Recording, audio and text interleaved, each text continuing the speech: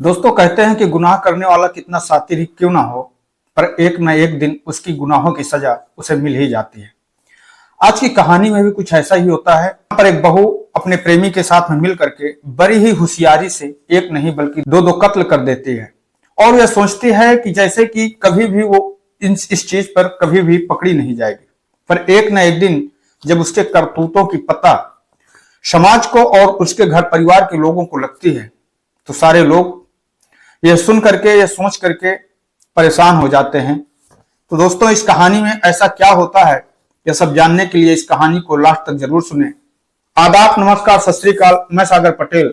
दोस्तों बस आप लोगों से एक छोटा सा रिक्वेस्ट करते हैं, एक छोटी सी प्रार्थना करते हैं कि अगर आप लोग मेरे इस चैनल पर पहली बार विजिट कर रहे हैं या फिर अभी तक मेरे चैनल को आप लोगों ने सब्सक्राइब नहीं किया है तो मेरे इस चैनल को सब्सक्राइब कर बेल आइकन को जरूर दबाएं। और अगर आप लोगों को यह सच्ची घटना है, सच्ची कहानी अच्छी लगे तो हमें एक लाइक शेयर कमेंट करके हमें जरूर बताएं कि आखिरकार आप लोग ये कहानी कहां से सुन रहे हैं।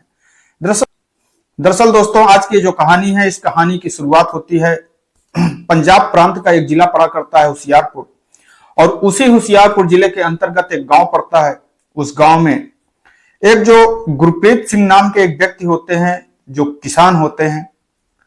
उनकी पत्नी, उनके परिवार में उनकी पत्नी मनप्रीत और उनके परिवार में उनकी दो बेटियां और एक बेटा होता है। गुरप्रीत सिंह जो होते हैं वो पेशे से किसान होते हैं, बहुत ही ज्यादा मेहनत करते हैं। मेहनत करके वो अपनी बेटियों की शादी कर देते हैं। अब उनकी बड़ी बेटी की शादी हो जाती है। जैसे ही उनकी छोटी बेटी की शादी करना होता है वो अपनी छोटी बेटी के लिए एक अच्छा सा रिश्ता तलाश करते हैं। उनके ही पड़ोस में उन्हें एक अच्छा सा लड़का मिल जाता है जो कि ऑस्ट्रेलिया में रहा करता है, और उस लड़के के साथ में वो अपनी छोटी बेटी की भी शादी कर देते हैं। अब जो उनका होता है बेटा जिसका नाम होता है कुलदीप सिंह। अब जो कुलदीप सिंह होता है वो गुरप्रीत सिंह ये सोचने लगते हैं कि आखिरकार अब हम अपनी बेटियों से तो फुर्सत पा चुके हैं, उनकी शादी कर चुके हैं। अगर मेरे बेटे का भी कहीं सेटलमेंट हो जाता, अगर मेरा बेटा भी कहीं किसी काम पर लग जाता तो अपनी बेटे की भी शादी कर देते और शादी करने के बाद में हम अपने जिम्मेदारियों से मुक्त हो जाते। अब जो उनका बेटा होता है, जैसे उनकी छोटी बेटी की शादी हो जाती है, जो उनके दामाद होते हैं जो कि कुलदीप सिंह के बहनोई साहब होते हैं, वो अपनी बहन बहनोई से ये कहते हैं कि अगर मेरे लायक कोई आपके यहाँ ऑस्ट्रेलिया में काम हो तो हमको भी वहां पर कोई जॉब दिलवा दीजिए। तब जो उनकी बहन और बहनोई होते हैं वो कुलदीप सिंह को अपने साथ में ले जाते हैं और वहां पर उन्हें भी एक अच्छी कंपनी में जॉब दिलवा देते हैं। और जो कुलदीप सिंह होता है वो अपनी बहन बहनोई के पास में रह करके एक अच्छी जॉब पा जाता है और वहां पर जॉब करने लगता है। अब जो कुलदीप सिंह के माता पिता होते हैं गुरप्रीत सिंह और उनकी पत्नी मनप्रीत कौर, वो अपने बेटे की नौकरी को पा करके अपने बेटे को काम से बहुत ही खुश होती हैं। अब वो अपने बेटे की शादी करने के लिए प्लान करने लगती हैं। आसपास के इलाके पे जो बहुत अच्छी मतलब अपने बेटे की शादी के लिए लड़की देखने की तलाश करने लगती हैं। उनके गांव से ही कुछ दूर पर एक लड़की होती है जिसका नाम होता है जसप्रीत कौर। जसप्रीत कौर के साथ में कुलदीप सिंह की शादी कर दी जाती है। अब वो दोनों पति पत्नी एक दूसरे के साथ में बहुत ज्यादा खुश होते हैं। अब इधर जो कुलदीप सिंह होता है, जैसे ही उसकी शादी होती है वो कुछ दिनों के बाद में ऑस्ट्रेलिया चला जाता है, और जो उनकी पत्नी होती है जिसका नाम जसप्रीत कौर होता है वो साथ में ही पहले तो कभी अपने सास ससुर की सेवा करने के लिए यहीं पंजाब में रह जाती है, और फिर वो कभी कभी अपने पति के साथ में ऑस्ट्रेलिया भी चली जाया करती है। अब इधर जो कुलदीप के माता पिता होते हैं, जो कुलदीप होता है अपने माता पिता से कहता है कि अब आप लोग भी अकेले, क्योंकि गांव में रहते हैं, तो आप लोग जो गांव का पुश्तैनी घर है इस काम को अब छोड़िए। आप लोगों ने बहुत ज्यादा काम कर लिया, बहुत ज्यादा मेहनत कर ली, अब आप लोग भी आराम से अपनी जिंदगी को जिए। तो इधर जो माता पिता होते हैं वो जो गांव का पुराना घर होता है उस गांव के पुराने पुश्तैनी घर को बेच करके वो लोग भी पंजाब का एक शहर पड़ता है टांडा, उसी टांडा शहर में आकर के रहने लगते हैं। अब एक दिन जब कुलदीप जो होता है वो अपने पिताजी को जब ऑस्ट्रेलिया से फोन कर रहा होता है तो फोन करता है पर उस फोन का कोई जवाब नहीं मिलता है। अब वो बेटा परेशान होने लगता है और यह बात वो अपनी पत्नी से कहता है तो पत्नी भी परेशान होने लगती है। पत्नी जो होती है उसको समझाती है कि देखो परेशान होने की जरूरत नहीं है, हो सकता है कि जो पिताजी हैं इस समय पास में ना हो या फिर किसी कारणवश मोबाइल ना उठा पा रहे हो, इसलिए अभी आप रख दीजिए, फिर बाद में ट्राई कर लेना। पर कुलदीप जो होता है, जैसे ही सुबह के वक्त फिर एक बार मोबाइल ट्राई करता है, फोन लगाता है, पर जो उनका फोन होता है वो रिसीव नहीं होता है। ये देख करके जो कुलदीप होता है वो परेशान होने लगता है। यह बात अब अपने वो बहन और बहनोई को बताता है, जो लोग ऑस्ट्रेलिया में रह रहे होते हैं। जब उन लोगों को भी इस चीज की जानकारी होती है, तो वो लोग भी कुलदीप को यही समझाते हैं कि परेशान होने की जरूरत नहीं है। चलिए आखिरकार किसी दूसरे व्यक्ति के पास में, जो उसी शहर से कुछ दूर पर जो उसके एक मौसी और मौसा रहा करते हैं, उनसे संपर्क करते हैं और उनसे कहते हैं कि उनसे बात करते हैं कि आखिरकार जो हमारे पिताजी हैं, उनका कल से जो हम लोग मोबाइल लगा रहे हैं, बात करने की कोशिश कर रहे हैं, पर उन लोगों से हमारी बात नहीं हो पा रही है। आखिरकार क्या कारण है इस चीज की, हमें जानकारी चाहिए थी। तब जो कुलदीप सिंह के जो मौसी और मौसा होते हैं, वो लोग तुरंत जो उनका एक मामा होता है, कुलदीप का मामा होता है, उस मामा के पास में फोन करते हैं, जो कि उसी टांडा शहर में पास में ही रहा करते हैं, और उनसे ये बात बताते हैं कि आखिरकार कुलदीप सिंह ने यह सूचना दी है कि वो ऑस्ट्रेलिया से बार बार जो है अपने माता पिता को फोन कर रहा है, पर उनका जो फोन है वो रिसीव नहीं हो रहा है। तब जो कुलदीप सिंह का मामा होता है, वो तुरंत कुलदीप सिंह के पिताजी जहां पर रहा करते हैं, गुरप्रीत सिंह और उनकी बहन मनप्रीत कौर, उस जगह पर पहुंचता है, उस फ्लैट पर पहुंचता है, और जैसे ही उस फ्लैट के नजारे को देखता है तो देख करके चौंक जाता है। जैसे ही वो उस घर के दरवाजे पर पहुंचता है तो देखता है कि घर के जितने भी दरवाजे होते हैं वो पूरी तरह से खुले होते हैं। पर जैसे ही वो घर के अंदर जाता है, अंदर जाकर के रूम के पास में पहुंचता है, तो वो देखता है कि जो बेड होता है, उस बेड के नीचे जो उसके बहनोई होते हैं, उनकी लाश पड़ी होती है। और उन्हीं से कुछ दूरी पर जो उनकी पत्नी या उनकी बहन होती है, उनकी लाश पड़ी होती है। ये देख करके जो कुलदीप का मामा होता है, उसके चीख निकल जाती है, और उसकी चीख को सुन करके पास पड़ोस के लोग इकट्ठा हो जाते हैं। और जैसे ही पास पड़ोस के लोग इकट्ठा होते हैं, तुरंत इस बात की सूचना तत्काल जो वहां का नजदीकी पुलिस स्टेशन होता है, उस पुलिस स्टेशन को दी जाती है। मौके पर तुरंत पुलिस आती है। अब तुरंत जैसे ही पुलिस आती है, पुलिस उन डेड बॉडियों को अपने कब्जे में लेकर के पोस्टमार्टम की तैयारी करने लगती है। इधर यह सूचना जो कुलदीप सिंह होते हैं, कुलदीप सिंह को दी जाती है, उनके बहन बहनोई को दी जाती है। अब कुलदीप सिंह भी अपने परिवार के साथ में अपने माता पिता के पास में, अपने माता पिता के बारे में जैसी ही ऐसी सूचना सुनते हैं, वो तुरंत ऑस्ट्रेलिया से इंडिया के लिए निकल पड़ते हैं। और जैसे ही वो इंडिया आते हैं, तब तक जो पुलिस पोस्टमार्टम करके उनकी लाशों को कुलदीप सिंह को सौंप देती है, और कुलदीप सिंह अपने माता पिता का बड़े ही अच्छे तरीके से दाह संस्कार करते हैं। तब तक पुलिस इस केस की जांच कर रही होती है। पुलिस उस घर पर यह देखने की तलाश करने की कोशिश करती है कि आखिरकार उसे कोई ऐसा सबूत मिल जाए।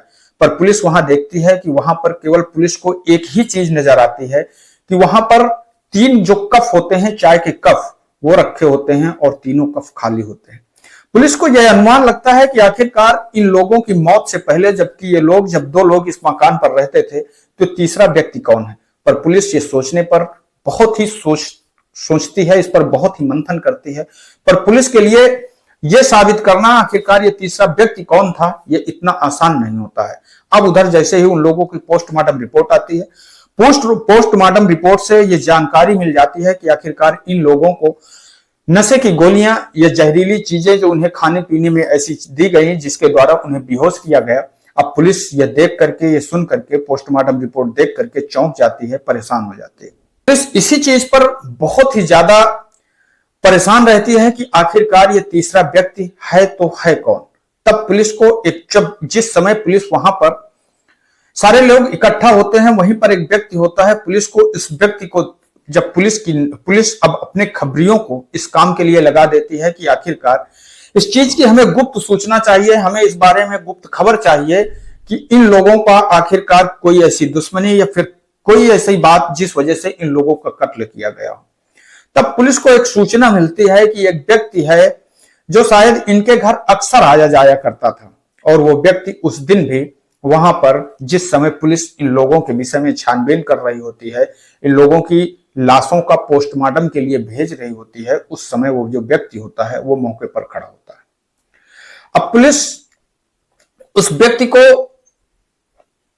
एक दिन अपने पुलिस उस व्यक्ति को एक दिन थाने पर बुलाती है और उससे पूछताछ करती है कि आखिर आपका इस घर से क्या संबंध है। तब जो होता है वो बताता है कि ये हमारे जो कुलदीप सिंह है, ये हमारे दूर के साले लगते हैं, हम इनकी जो मौसी हैं उन मौसी के दामाद हैं, और जिनका मर्डर हुआ है, जो लोग मरे हैं, ये भी हमारे दूर के ससुर लगते हैं। अब पुलिस जो होती है, पुलिस को कहीं ना कहीं उस व्यक्ति पर शक होने लगता है, शंका होने लगती है।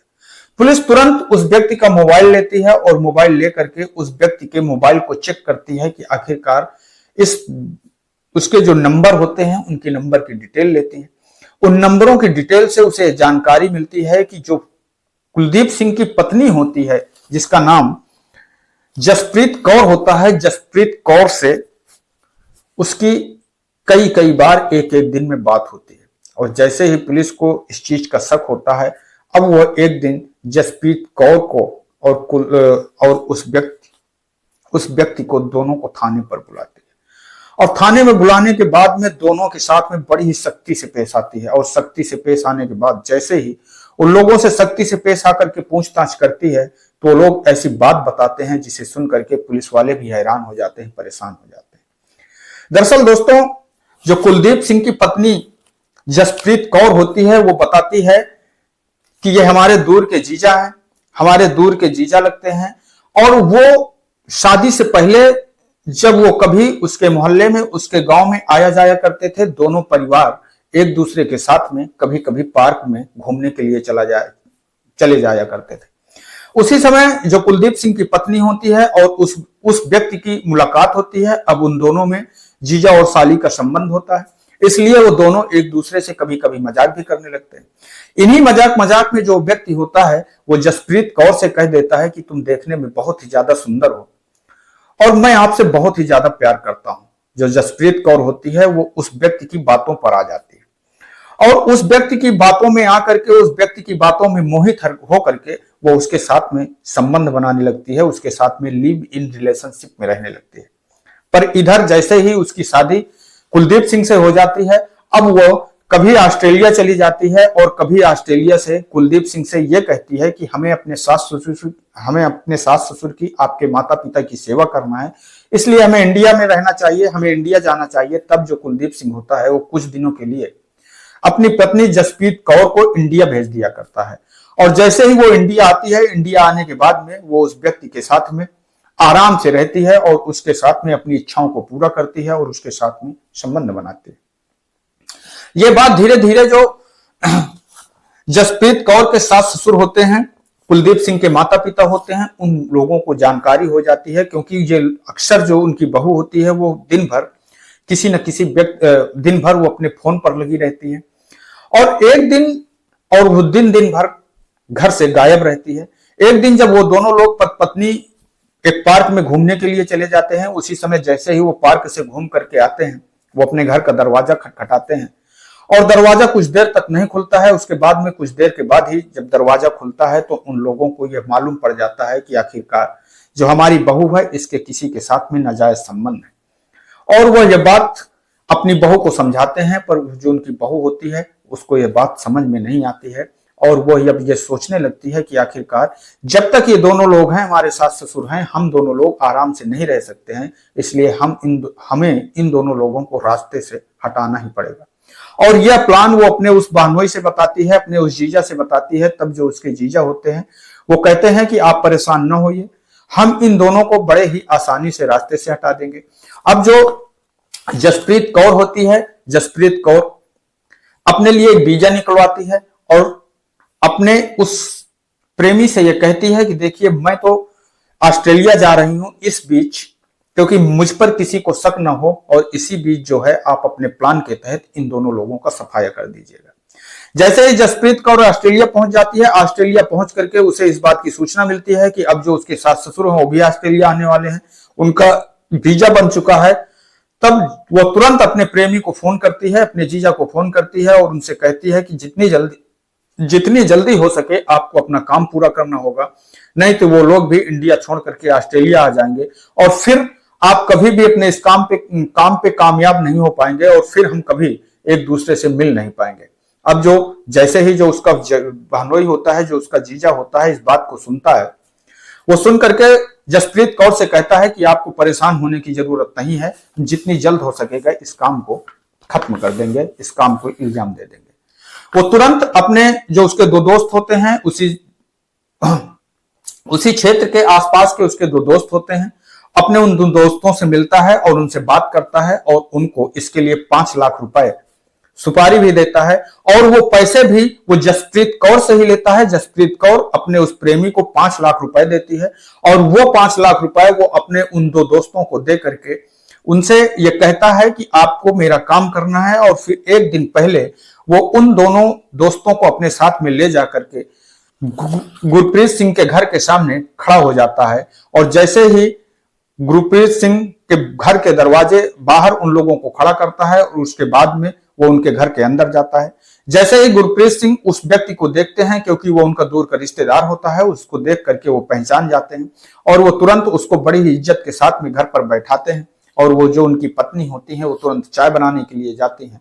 पर जो व्यक्ति होता है वो कहता है कि आप लोग परेशान न हो, आप लोग वृद्ध हैं, आप लोग आराम से बैठिए, चाय बना करके हम लाते हैं और तीनों लोग पीते हैं।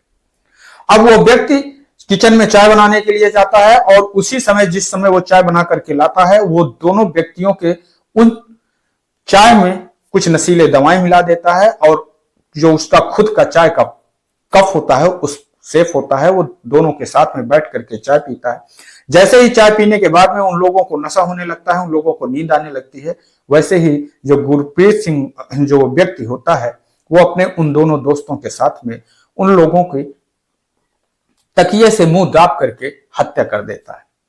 जैसे ही यह बात जो पास पड़ोस के लोग होते हैं उनको इस बात की जानकारी होती है, जैसे ही कुलदीप सिंह को अपनी पत्नी के विषय में यह जानकारी होती है, उसके हाथ पैर फूल जाते हैं, उसके पैरों के नीचे की जमीन खिसक जाती है कि आखिरकार मेरी पत्नी या फिर एक कोई भी औरत अपने स्वार्थ के लिए, अपने प्रेम के लिए कैसे किसी जान ले सकती है या इतना नीचे तक गिर सकती है। दोस्तों, इसे हमें एक सीख लेना चाहिए। लोग छोटे से फायदे के लिए, 2 पल की खुशी के लिए ऐसा कदम उठा लेते हैं जिसके बारे में कभी सोचते नहीं है, कभी कल्पना नहीं करते हैं कि आखिरकार इसका परिणाम क्या होगा। गुनाह आप कितनी भी शातिर तरीके से क्यों न करें, पर जो गुनाह होता है वो एक न एक दिन लोगों के सामने आ ही जाता है और उसकी सजा एक न एक दिन हर इंसान को भुगतनी ही पड़ती है। इसलिए दोस्तों, मैं आप लोगों से बस एक निवेदन करता हूं, ये गुजारिश करता हूं कि आप लोग जहां भी रहें सचेत रहें, सतर्क रहें। इस कहानी को सुनाने का उद्देश्य किसी को ठेस पहुंचाना नहीं है, किसी को दुख पहुंचाना नहीं है, बल्कि आप लोगों को सजग करना है, सतर्क करना है। मैं आपका दोस्त सागर पटेल इन्हीं शब्दों के साथ में आपसे विदा लेते हैं। कल फिर मिलेंगे किसी एक नई कहानी के साथ में, किसी एक नई सच्ची घटना के साथ में। तब तक के लिए नमस्कार, जय हिंद, जय भारत।